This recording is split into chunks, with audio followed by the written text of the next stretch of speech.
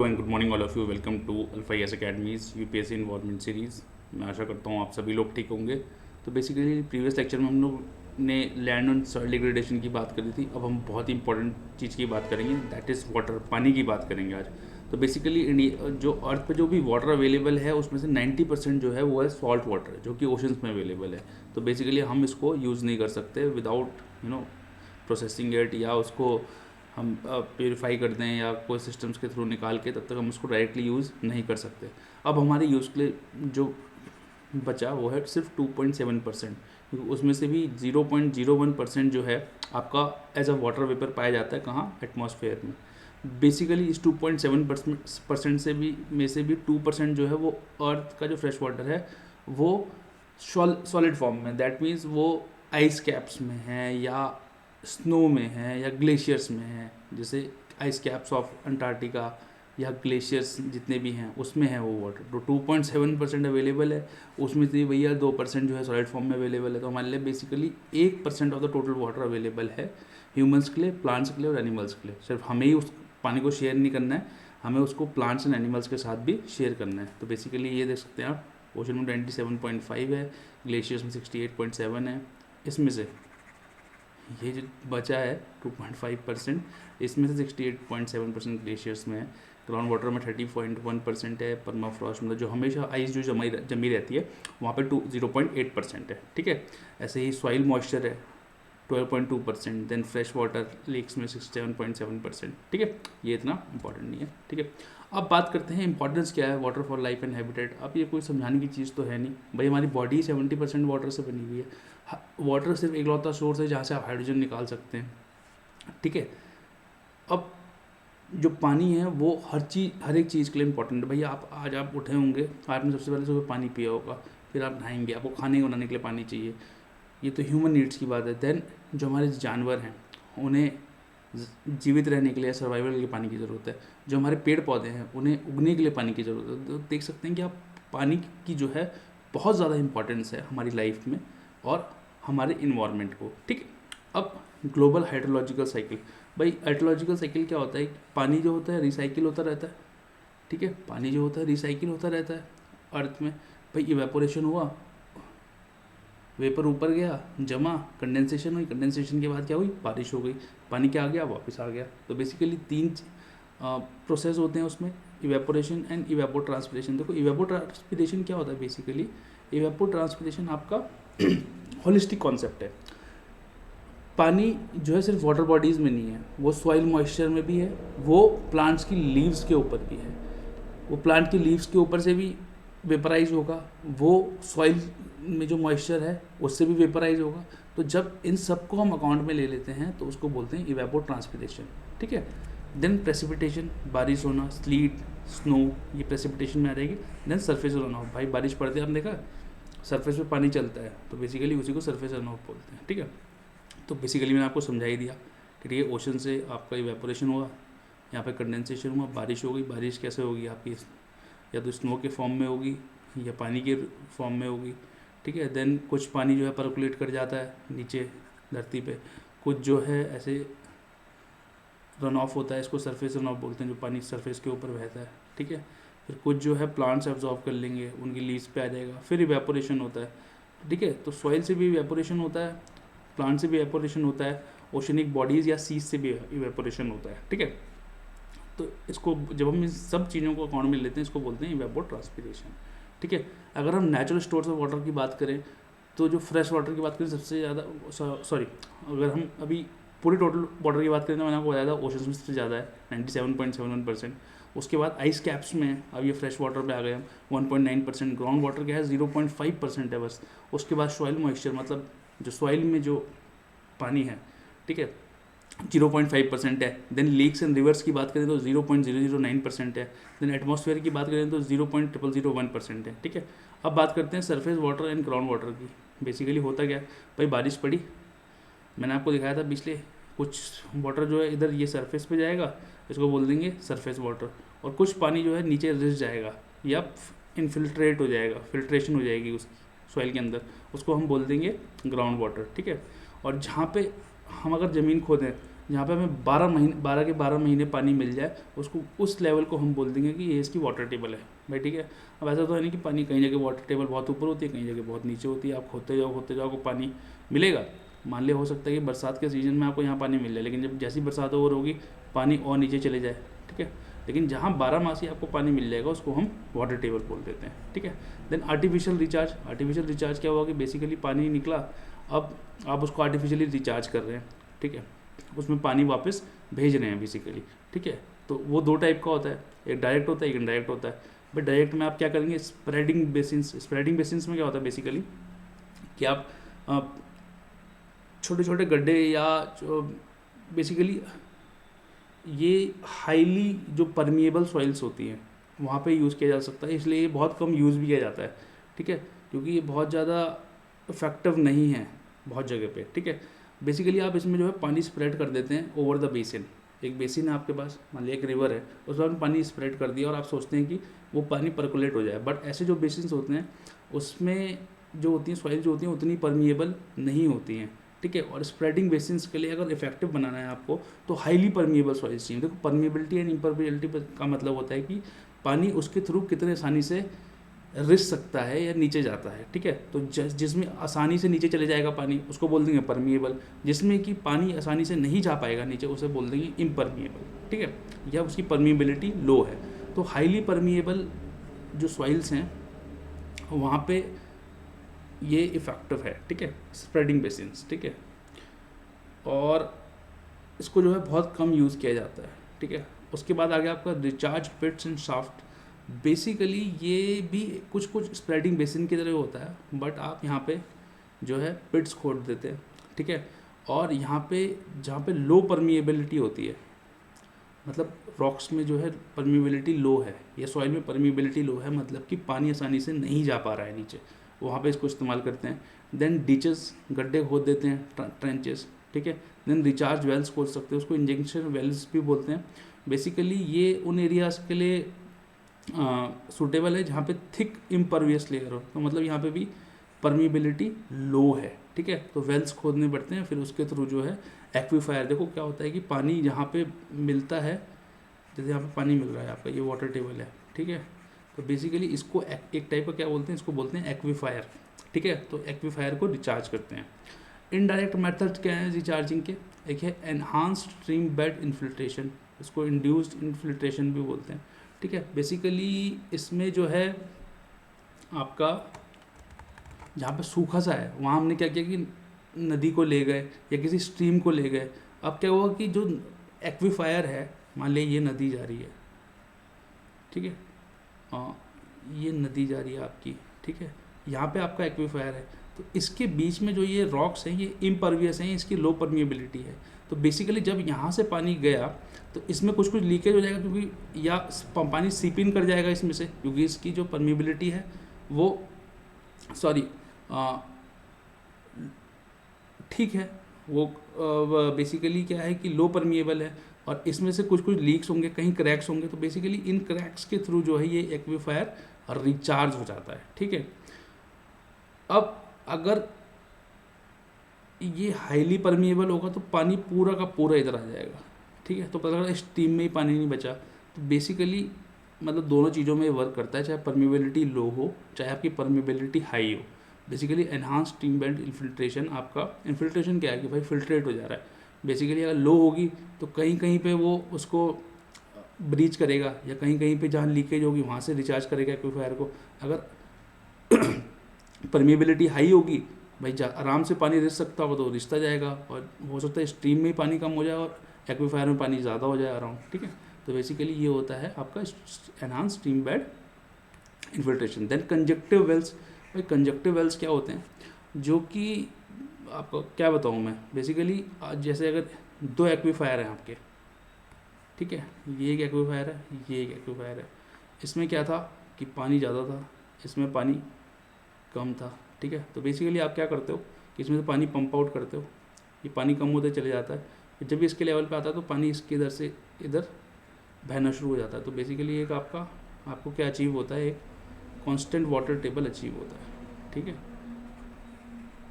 और पानी जो है बेसिकली थोड़ा सा आपका ऊपर भी उड़ जाता है, ठीक है। तो बेसिकली ये भी एक टाइप का एक रिचार्जिंग मेथड है, कंजक्टिव वेल्स इसको बोलते हैं। देन एडवांटेजेस क्या हैं यार, क्यों हमें ऐसा करना पड़ रहा है? देखा कि तो पानी जो है ना सॉइल के थ्रू नेचुरली क्लींस हो जाता है। सॉइल जो है एक टाइप का फिल्ट्रेशन, जैसे आपका आरओ होता है ना, आप सॉइल को एक आरओ समझो, ठीक है। आरओ में क्या होता है कि बहुत सारे मिनरल्स बाहर निकल जाते हैं, बट सॉइल में क्या होता है कि बहुत सारे मिनरल्स ऐड होते हैं, तो बेसिकली नेचुरली क्लींस होती है सॉइल, ठीक है। जो स्पेशल टूल्स होते हैं, कुछ भी ज़्यादा नहीं है, नॉर्मल टूल से आप इसको रिचार्ज कर सकते हो, जो ज़्यादा बहुत ज़्यादा टेक्नोलॉजी की ज़रूरत नहीं है।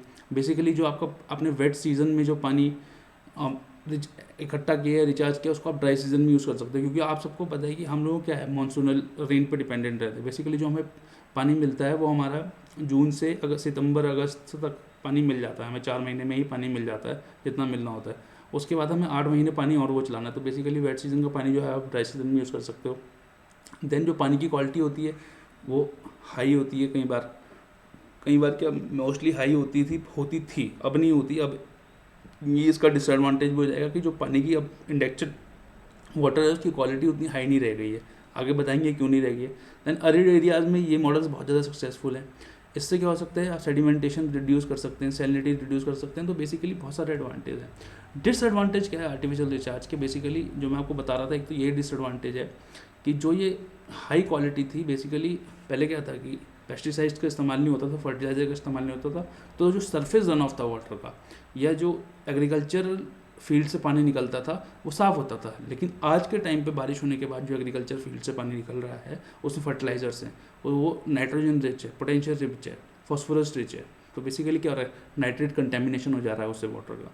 तो जो बेसिकली पानी रन ऑफ होकर आप सीधा एक्वीफायर में डाल रहे हैं उसको रिचार्ज करने के लिए, वो पानी ख़राब है, पता लग रहा है। चलो एक्वीफायर का पानी कम है, लेकिन वहाँ जितना पानी बचा है वो तो सही है। अब क्या हो रहा है कि बेसिकली जो आपने पानी उसमें पंप अप किया वो कंटेमिनेटेड है, वो ख़राब है। उसकी वजह से क्या हो रहा है कि आर्टिफिशियल रिचार्ज अब आप नहीं कर पाते। अगर करना है आपको तो प्री ट्रीट करना पड़ता है, और प्री ट्रीट करना कोई आसान बात नहीं है, वो कमर्शियली वायबल नहीं होता है, इकोनॉमिकली फिजिबल नहीं होता। देन आपको रिचार्ज करने के लिए जो है हाइड्रोजियोलॉजी स्टडी करनी पड़ती है, मतलब उस एरिया की हाइड्रोजियोलॉजी, मतलब कि उसका मतलब पानी का कंपोजिशन कैसा है, कहाँ वाटर टेबल है, कितना टिल्ट है, क्या टोपोग्राफी, ये सब आपको जो है स्टडी करना पड़ता है आर्टिफिशियल रिचार्ज से पहले। देन नेचुरल रिचार्ज में ये सब स्टडी नहीं करना पड़ता है। देन ग्राउंड वाटर क्वालिटी की बात करें तो रीजंस क्या हैं वाटर क्वालिटी करने के? देखो सबसे बड़े रीज़न है, एक तो ओवर एक्सप्लॉयटेशन है, हम पानी का बहुत ज़्यादा इस्तेमाल कर रहे हैं, और एक कंटेमिनेशन है। अब ऐसा क्यों है? बेसिकली हमने इसको 5 उसमें डिवाइड कर दिया, 5 हेड्स के अंदर। एक तो रेजिडेंशियल एक्टिविटीज़, भाई ह्यूमन ग्रोथ हो रही है, तो बेसिकली ज़्यादा घर चाहिए, तो बेसिकली आपको ज़्यादा पानी ख़राब हो रहा है ना, ठीक है। और क्या प्रॉब्लम्स हैं, सीवर का जो वेस्ट है, सीवर लीकेज है, सॉलिड वेस्ट का डिस्पोजल ढंग से नहीं है, लैंडफिल्स बन रहे हैं, तो ये रेजिडेंशियल एक्टिविटी से आ रहा है। देन अब ह्यूमन पॉपुलेशन बढ़ी तो हमें इंडस्ट्रीज़ एंड कमर्शियल एक्टिविटीज़ भी बढ़ी, ठीक है। तो बेसिकली जो इंडस्ट्रीज़ है उससे भी पानी कंटेमिनेट हो रहा है, ठीक है, स्पिलेज है, वहाँ पे लीकेज है। देन कई बार क्या होता है, हैजार्डियस वेस्ट जो होते हैं वो वाटर बॉडीज़ में डंप किए जाते हैं। भाई अब किसी इंडस्ट्रीज से जो है, मान लिया बहुत गर्म पानी निकल रहा है, ठीक है, या कोई गंदा पानी निकल रहा है, उसको हमने सीधा नदी में छोड़ दिया बिना ट्रीट किए। तो बेसिकली क्या है कि नदी तो क्या है, एक साफ़ इकोसिस्टम है, वहाँ के जितने भी फिशेज़ हैं, जितनी भी वहाँ की एक्वेटिक लाइफ है, वो बेसिकली उस एक साफ़ इन्वायरमेंट में रहने की आदत है। अब आपने गंदा पानी छोड़ दिया उसमें, अब क्या हुआ, बहुत सारे माइक्रो ऑर्गेनिजम्स आ गए, कई बार एल्गल ब्लूम हो जाता है, और गर्म पानी से क्या होता है कि फिशेस की डेथ होती है, ठीक है। तो ये क्या है कि आपस में देखो, इन्वायरमेंट में हर चीज़ जो है आपस में कनेक्टेड है। देन माइनिंग है, माइनिंग में कई बार ऑयल स्पिल हो जाती है, बगल में पूरा पता लग रहा पूरा जो एक्वीफायर था वही ख़राब हो गया, फिर ठीक है। रूरल एरियाज़ की बात करें तो केमिकल्स का इस्तेमाल बहुत ज़्यादा होता है एग्रीकल्चर में, है ना, लाइव स्टॉक रियरिंग में, उससे पानी ख़राब होता है। देन कोस्टल एरियाज़ में बात करें तो सॉल्ट वाटर इंट्रूजन है, मतलब जो ओशन है वो अंदर आते जा रहा है, फ्रेश वाटर्स की जो दीवार थी फ्रेश वाटर और सॉल्ट वाटर में वो टूट जाती है, इसको सॉल्ट वाटर जो है बेसिकली ब्रीच कर रहा है, सॉल्ट वाटर इंट्रूजन इसको बोलते हैं। अब ग्राउंड वाटर कंटेमिनेंट्स कौन कौन से हैं? एक तो देखो सबसे ज़्यादा नाइट्रेट्स है, क्योंकि क्या है बेसिकली एग्रीकल्चर में सबसे ज़्यादा जो यूरिया में NPK है ना, नाइट्रोजन इस्तेमाल होता है। अब क्या हो रहा है कि नाइट्रोजन या नाइट्रेट्स बहुत ज़्यादा पाए जा रहे हैं पानी में, इसकी वजह से एक सिंड्रोम भी होता है, ब्लू बेबी डिजीज़ होता है, जिसको हम मिथोमोग्लोबिनिमिया भी बोलते हैं, ठीक है, ये बच्चों में होता है। बेसिकली, ठीक है। देन पैथोजेंस, पैथोजेंस मतलब बैक्टीरिया, वायरसेस, इससे क्या किस चीज़ से खतरा रहता है, वाटर बॉर्न डिजीज का खतरा रहता है, typhoid, cholera, dysentery, polio, hepatitis, इन सब का खतरा बढ़ जाता है जब आप ख़राब पानी पीते हैं, ठीक है। देन ट्रेस मेटल्स मतलब लेड, मरकरी, इन सब, आर्सेनिक कंटेमिनेशन बहुत ज़्यादा है, जैसे कैडमियम कंटेमिनेशन है, कहीं जगह मरकरी कंटेमिनेशन हो जाता है पानी में, जिसके लिए हम, जैसे हमने देखा था कि मिनामाटा में हुआ था, मिनामाटा कन्वेंशन भी बना रखा है हमने मरकरी कंटेमिनेशन के लिए। क्या हुआ था कि मिनामाटा पे की पूरी फिशेज ही मर गई थी जब हम मरकरी छोड़ देंगे। तो बेसिकली क्या है कि कंटेमिनेशन है और एक्सप्लॉयटेशन है, उसके चलते क्या हो रहा है कि हमारी हरकतों की वजह से कुछ कुछ केमिकल्स जो कि पानी में नहीं होने चाहिए वो पाए जा रहे हैं। Then organic compounds, organic compound मतलब कि पेस्टिसाइड्स का इस्तेमाल करते हैं, वो पेस्टिसाइड्स कहाँ जाते हैं, भैया आपने छिड़क तो दिया पेस्ट, वो आपका जिस पर्पज़ था वो तो सॉल्व हो गया, वीड नहीं मरी, लेकिन वो पेस्ट तो वहाँ सॉइल में ही पड़ा हुआ है, या वो किसी स्टेम पे प्लांट के लगा है, या आपका लीव्स पे लगा है। तो बेसिकली जब पानी आएगा तो पानी को अपने साथ ले जाता है, तो ऑर्गेनिक कंपाउंड से जो है पानी कंटेमिनेट होता है। Now risk of depletion of ground water, हमेशा रिस्क रहता है, रिस्क बढ़ता जा रहा है। बेसिकली ग्राउंड वाटर जो है डिप्लीट हो रहा है, जो ग्राउंड वाटर कल तक हमें अवेलेबल था आज के टाइम पे वो कम ही हुआ है। क्यों हुआ है, क्योंकि भैया ह्यूमन पॉपुलेशन बढ़ी है, ह्यूमन पॉपुलेशन बढ़ी है तो हमें वाटर यूज़ बढ़ा है, हमें ज़्यादा पानी पीने, हमें ज़्यादा जो साफ़ पानी वो ज़्यादा चाहिए हमारी डेली नीड्स के लिए, हमें पीने के लिए, खाना बनाने के लिए। अब हमें खाना बनाने के लिए तो क्या कि ह्यूमन पॉपुलेशन बढ़ी तो हमें खाना भी ज़्यादा चाहिए, तो क्या कि फूड क्रॉप्स भी ज़्यादा उग रहे हैं, फूड क्रॉप ज़्यादा उग रहे हैं तो बेसिकली उसको उगाने के लिए ज़्यादा पानी भी चाहिए, क्योंकि मानसून डिपेंडेंट एग्रीकल्चर है, कोई बहुत ज़्यादा नदियाँ वदियाँ तो है नहीं, जो बेसिकली नदियाँ हैं उसको यूज़ कर लेते हैं हम, वो कुछ ही एरियाज़ को सब्सर्व करती हैं। बेसिकली कुछ एरियाज़ हैं जो मानसून डिपेंडेंट है, या वहाँ पे जो है ग्राउंड वाटर है वही, वैसे पंजाब है, पंजाब में ग्राउंड वाटर बहुत ज़्यादा इस्तेमाल होता है, ठीक है। तो ग्राउंड वाटर का इस्तेमाल बढ़ते जा रहा है, तो बेसिकली क्या हुआ, उससे क्या हुआ कि ग्राउंड वाटर का यूटिलाइजेशन बढ़ गया, जबकि ग्राउंड वाटर का यूटिलाइजेशन बढ़ा तो उसका डिप्लीशन बढ़ गया, ठीक है, पानी क्या हुआ, कम हो गया। कॉजेज़ क्या हैं कि क्यों हाई वाटर एक्सट्रैक्शन है इंडिया में, एक तो इनएडिक्वेट रेनफॉल होती है तो उससे ग्राउंड वाटर पर डिपेंडेंसी बढ़ जाती है हमारी। ग्रीन रेवोल्यूशन में क्या हुआ कि जितने भी ग्रीन रेवोल्यूशन में क्रॉप्स उगाए तो वो वाटर इंटेंसिव क्रॉप्स थे और हमने वो वाटर डेफिसिट रीजन में उगाए, ठीक है। जैसे हमने ग्रीन रेवोल्यूशन हुआ कहाँ, नॉर्थ और नॉर्थ वेस्ट इंडिया में, ये वाटर डेफिसिट बेसिन्स है और यहाँ पे आपने वाटर इंटेंसिव क्रॉप्स बढ़ा दिए, डिमांड बढ़ गई है पानी की, क्यों, अर्बनाइजेशन बढ़ी है, अर्बनाइजेशन हुआ है, पॉपुलेशन बढ़ी है, पॉपुलेशन बढ़ी है तो इंडस्ट्रीज़ बढ़ी हैं, ठीक है। देन इनएडिक्वेट एडमिनिस्ट्रेशन है, वाटर रिसोर्सेज को मैनेज करने का कोई मैपिंग नहीं है, कोई पॉलिसी नहीं है। अब पॉलिसीज रोल आउट हुई हैं, अब सरकार ने स्टेप्स लिए हैं ग्राउंड वाटर को बचाने के लिए, in fact water as a whole को बचाने के लिए, उसकी क्वालिटी को बचाने के लिए। देखो वाटर को आपको क्वांटिटी में भी बचाना है और क्वालिटी में भी बचाना है, दोनों तरीके से बचाना है। देन वाटर यूज़र बिहेवियर, मतलब हम जो यूज़ करते हैं, हम लोग क्या है कि क्योंकि सब्सिडीज़ हैं पानी पे, उसकी जो मतलब पंपिंग के लिए, एग्रीकल्चर में पानी लगाने के लिए या ज़मीन में पानी लगाने के लिए आपका सब्सिडीज़ हैं। बहुत सारी स्टेट जो हैं फ्री इलेक्ट्रिसिटी देते रहते हैं, तो बेसिकली पानी चल रहा है तो चल नहीं रहा है, तो पता लग रहा है उससे वाटर लॉगिंग हो जाती है, कई बार एक्सेस पानी निकाल देते हैं। क्योंकि क्या होता है कि हमें, देखो ह्यूमन की एक हैबिट है कि जो भी चीज़ उसको फ्री में मिलेगी वो उसका मिसयूज़ ज़रूर करेगा या ओवर यूज़ ज़रूर करेगा, ठीक है। जो चीज़ देखा, आपने कभी देखा कि जिस चीज़ के लिए हमारे जेब से पैसे जाते हैं उससे हमें देते हुए ज़्यादा दुख होता है, ठीक है। अब मैं कोई सब्सिडीज़ के ख़िलाफ़ नहीं हूँ, ठीक है ऐसा कुछ नहीं है, मिलना चाहिए, एग्रीकल्चर में सब्सिडीज़ मिलनी चाहिए, बट वो सब्सिडीज़ जो है रैशनलाइज्ड होनी चाहिए, ठीक है। उसके पीछे एक रैशनल होना चाहिए, ऐसा नहीं कि वो मिली ही जा रही हैं, ठीक है। आप कुछ यूनिट्स तक दे दो, आप भाई ऐसा नहीं है ना कि आप एक आदमी उसके पास 5 बीघा लैंड है, उसे भी आपने उतनी यूनिट दे रखी है जिस आदमी के पास 100 बीघा लैंड है। तो बेसिकली आप लैंड्स के अनुसार उसको फिक्स कर सकते हैं, आवर्स में फिक्स कर सकते हैं। देखो आवर्स में तो वैसे फिक्स ही होती है कि इतने से इतने तक ही एग्रीकल्चर में, जो एग्रीकल्चर फीडर होता है उसमें इलेक्ट्रिसिटी आती है, ठीक है। तो उसको रैशनलाइज करिए, ठीक है, और फार्मर्स की उस रैशनलाइज तरीके से करिए कि उसको फार्मर्स की भी हेल्प हो और आपका मिसयूज़ भी ना हो, ठीक है। तो उसको बैलेंस आउट करिए। Then impact of ground water extraction, ground water हम जब यूज़ करते हैं तो उसका इम्पैक्ट क्या है, तो सबसे पहले तो वाटर टेबल लोअर हो जाएगी, ठीक है। There is lowering of water table, क्योंकि एक्सेसिव पंपिंग से क्या होता है कि ग्राउंड वाटर कम होता है। Then reduce water surface water supply, जब भाई ग्राउंड वाटर नहीं रहेगा सरफेस वाटर कहाँ से दोगे आप, ठीक है, सरफेस से वाटर कहाँ से आएगा। देन लैंड सब्सिडेंस होना चाहिए, भाई यहाँ तक कल तक यहाँ आपकी लैंड थी, यहाँ पानी था, ये सपोर्ट कर रहा था, आपने पंप अप कर दिया ये पानी, ये क्या हो, जगह तो खाली होगी, लैंड सबसाइड कर जाती है यहाँ पे। देन वाटर क्वालिटी कंसर्न्स है, क्योंकि क्या है कि सॉल्ट वाटर इंट्रूजन हो रहा है कोस्टल एरियाज़ में, कंटेमिनेशन हो रहा है नॉर्मल एरियाज़ में, पेस्टिसाइड जा रहे हैं, तो क्वालिटी की भी कंसर्न है। देन इंक्रीज कॉस्ट, भाई पानी कम होता जाएगा, देखो डिमांड एंड सप्लाई की बात है, जिस चीज़ की सप्लाई कम है उसकी और डिमांड ज़्यादा है तो उसके जो प्राइस हैं ऑटोमेटिकली बढ़ते जाएंगे। ठीक है, आप कभी देखना 20 साल जब आपके दादाजी या पापा होंगे उनके टाइम का वाटर बिल उठा के देखना और आज का अपना वाटर बिल उठा के देखना, तो there is increase cost also. Way forward क्या है कि क्या कर सकते हैं आप, बेसिकली सबसे पहले तो आज के टाइम पे जो वाटर सब्जेक्ट है वो स्टेट्स लिस्ट में, तो उसको आप कंकरेंट लिस्ट में लाएं ताकि स्टेट एंड सेंटर मिलके जो है कॉम्प्रिहेंसिव प्लान बना सकें। देन आप डाटा कलेक्ट करें। डाटा कलेक्शन क्या, आज के टाइम पे डाटा बड़ी जरूरी हो गई। डाटा कलेक्ट करें, उसको एनालाइज करें, देखें किस जगह पे क्या नीड है, उस जगह के हिसाब से जो है एक प्लान बनाएं। ठीक है, one size fit approach for ना रखें, एक मॉडल मास्टर प्लान बना दे for artificial recharge to ground water, है ना। लोगों को समझाएं, अवेयरनेस लाएं, यूज़र बिहेवियर में चेंज लाएं, पेस्टिसाइड्स का इस्तेमाल कम करें। ठीक है, वाटर क्वालिटी पे देखें कि इंडस्ट्रियल वेस्ट जो है वो डंप ना हो, पेस्टिसाइड्स का ज़्यादा इस्तेमाल हो, जो एग्रीकल्चरल रन ऑफ से जो कंटेमिनेशन है वो ना हो। तो ठीक है, ये सब आपको मैनेज करना है। ठीक है, अब उसके लिए क्या हुआ कि हमने 2 गाइडलाइंस बनाई हुई हैं ग्राउंड वाटर एक्सटेंशन के लिए, एक 2018 में थी, एक 2020 में थी। देखो 2020 पहले देख लेते हैं।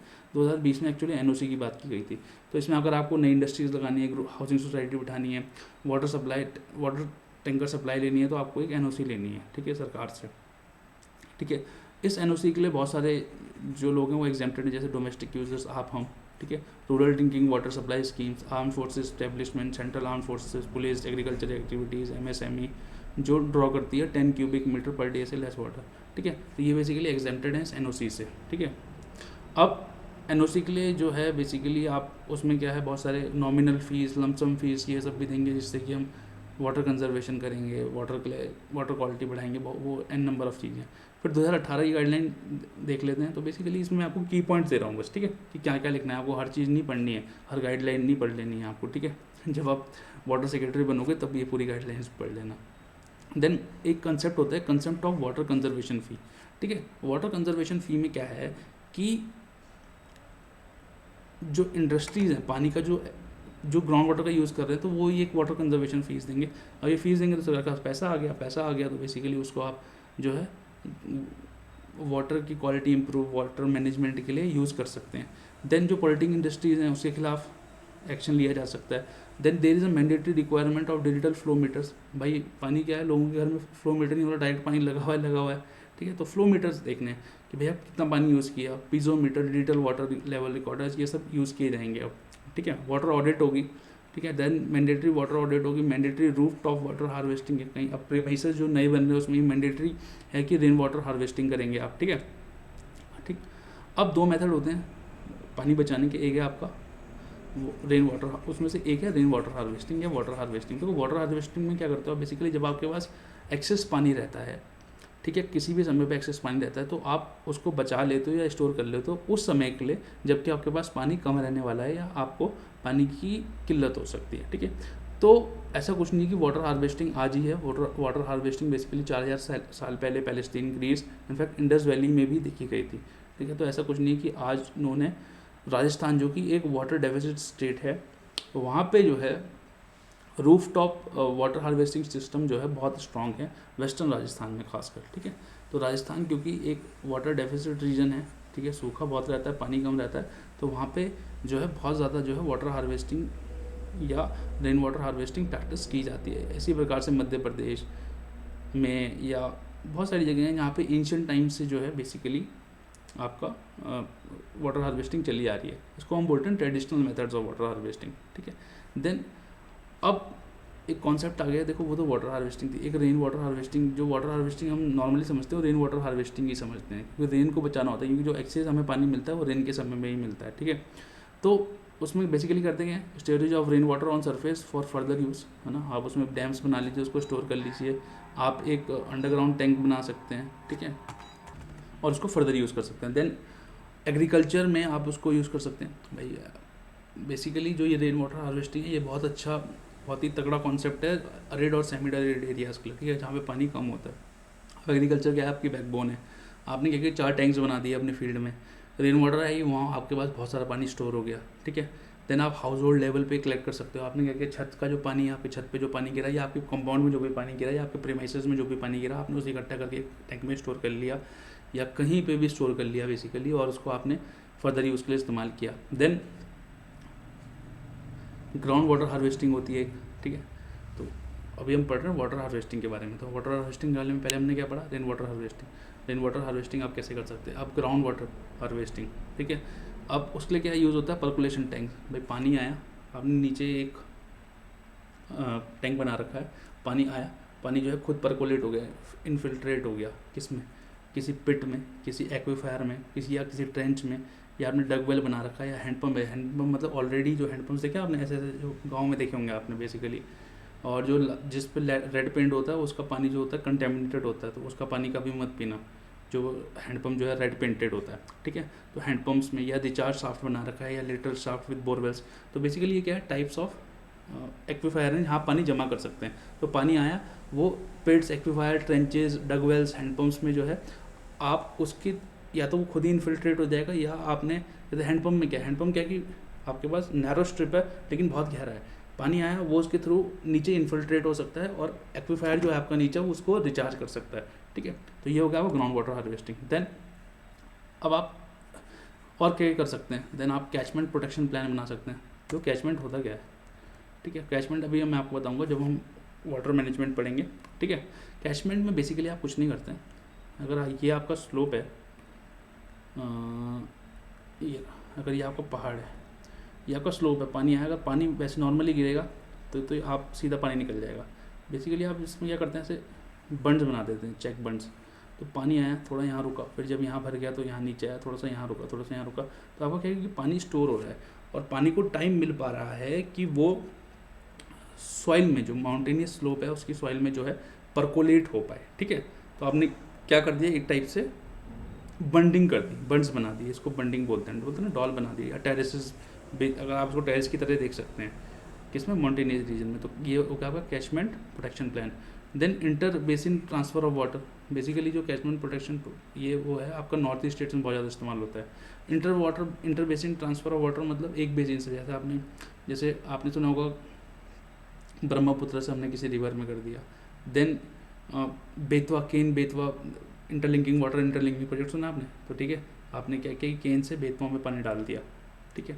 Then adoption of drip sprinkler irrigation. भाई drip irrigation, sprinkler irrigation, basically जब आप इसका इस्तेमाल करते हैं किसमें, एग्रीकल्चर में, तो ये देखा जाता है कि 80% ऑफ दी वाटर जो है वो कम कंज्यूम हो रहा है। वाटर एफिशिएंट टेक्निक्स है, आपकी ग्रोथ भी अच्छी आती है और आपको जो है पानी भी बचता है। तो आप जो है ड्रिप इरिगेशन और स्प्रिंकलर इरिगेशन का इस्तेमाल करें।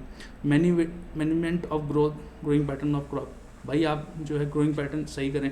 आप जो है जो वाटर इंटेंसिव क्रॉप्स हैं वो वाटर डेफिसिट एरियाज़ में ना उगाएं। वाटर डेफिसिट एरिया में वही प्लांट्स उगाएं जिनका ग्रोथ पीरियड शॉर्ट है, ठीक है। या फिर वो नए प्लांट्स, क्योंकि ये देखा जाता है कि जो नए प्लांट्स हैं, जो आज के टाइम पे प्लांट्स आ रहे हैं, वो कम वाटर इंटेंसिव हैं या वाटर रेजिस्टेंट क्रॉप्स हैं, ठीक है, जिन्हें ज़्यादा पानी की ज़रूरत नहीं है ना।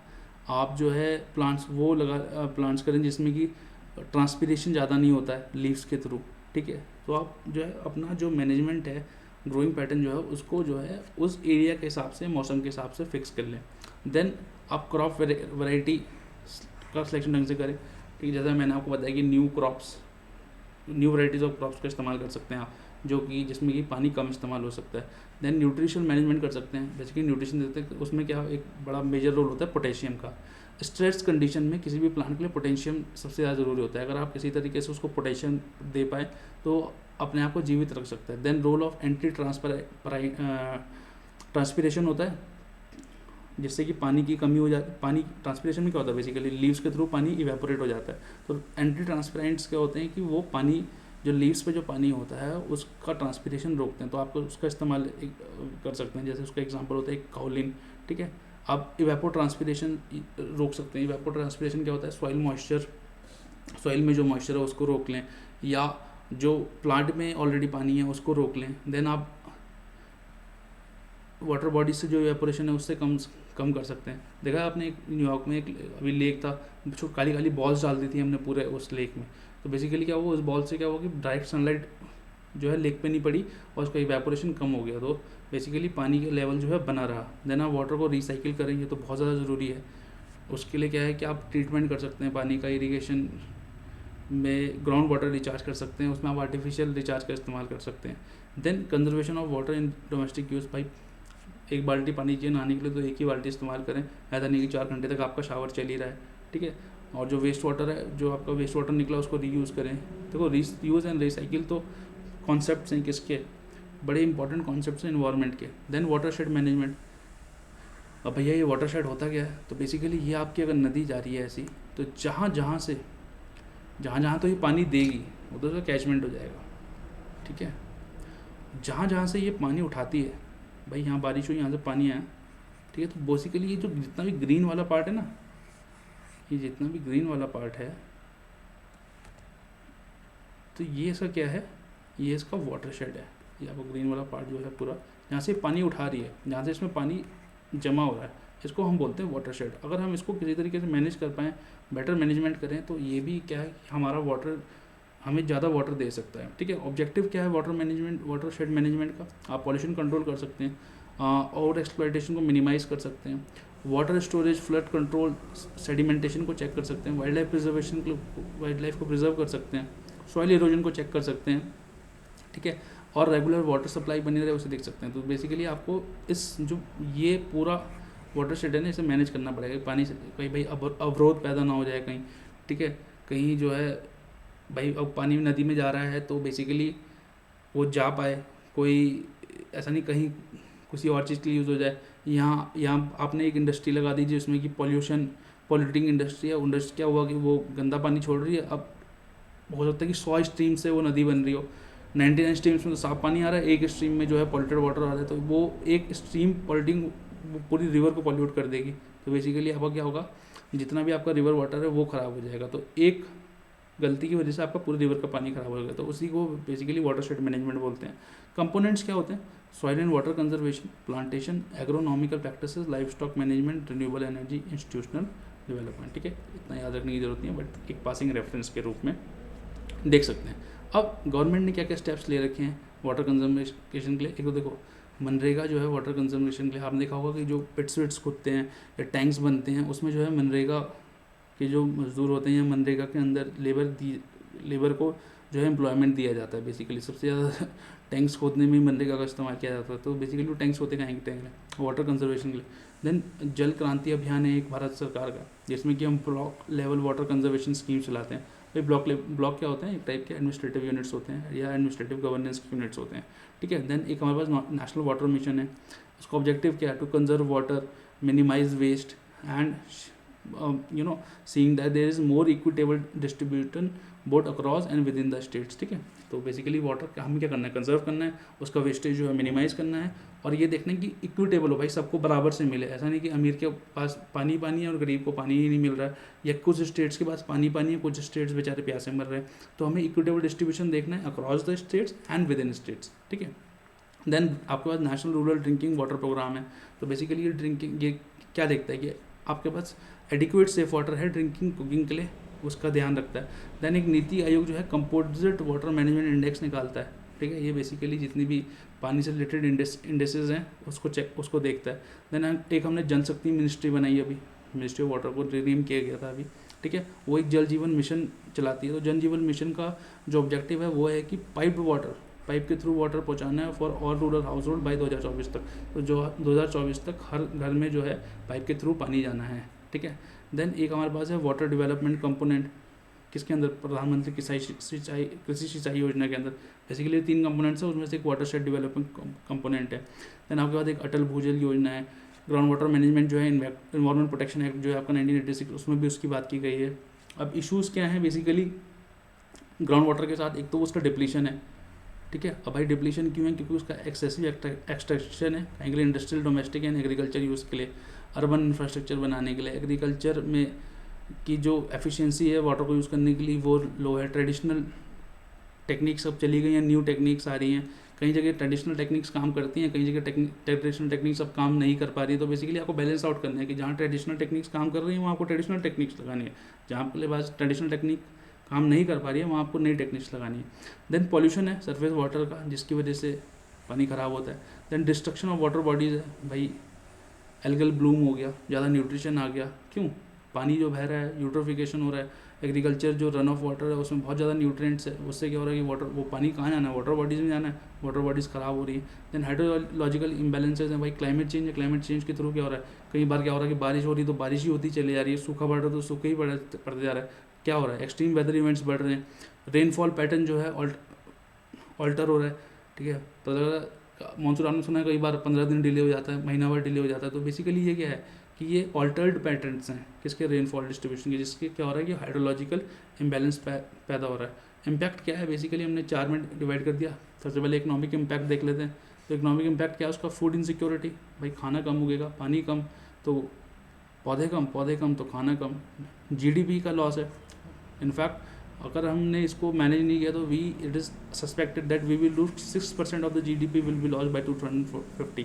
देन सोशल इम्पैक्ट की बात करें तो वाटर सैनिटेशन, हाइजीन जो सर्विसेज है, वॉश सर्विसेज जिसको बोलते हैं, वो अपने आप में एक सोशल इनइक्वालिटी पैदा करता है। और बेसिकली ये देखा गया है कि जो ये वाटर स्कार्सिटी है ये गरीब लोग या वीकर सेक्शंस को ज़्यादा इम्पैक्ट करती है। देन पॉलिटिकल इम्पैक्ट क्या है, इंटर स्टेट वाटर डिस्प्यूट्स, है ना, लड़ाई चलती रहती है हमेशा, कावेरी को लेके लड़ाई चलती रहती है कि पानी इधर हमारा है, आप छोड़ नहीं रहे पानी, है ना, आपने हमारे स्टेट का इतना पानी है। तो basically inter water state disputes हैं, वो उसका पॉलिटिकल इम्पैक्ट है। देन इन्वायरमेंट इम्पैक्ट की बात करें तो वो तो एन नंबर है, हम पढ़ते हुए आ रहे हैं, जैसे salt water intrusion, ecological imbalance, है ना, डिग्रेडेशन ऑफ वाटर क्वालिटी। तो हर चीज़, या that water that is available to the environment, to us, to humans और टू एनिमल्स और टू प्लांट्स, वो सब जो है कम होते जा रहा है। तो बेसिकली ये सब, इस सब के इम्पैक्ट है। और बहुत ज़रूरी है कि आप जो है वाटर को बचाएं, कंजर्व करें, उसका एफिशिएंट यूटिलाइजेशन करें, उसको रीयूज़ करें, रिसाइकिल करें, उसके बारे में अवेयरनेस फैलाएं और उसको जो है ठीक ढंग से मैनेज करें, ताकि जो है उसको आप फर्दर भी यूज़ कर पाएँ, ठीक है। आपके पास इनफ अवेलेबल है, बट जो इनफ अवेलेबल है आप उसको ढंग से यूज़ करेंगे तो आप ठीक रहेंगे। अगर आप उसको गलत तरीके से इस्तेमाल करते हैं तो हो सकता है वाटर स्कार्सिटी हो जाए आने वाले समय में। तो that was all for today. Thank you all for watching. Keep healthy, keep smiling and we shall see you soon. Bye bye.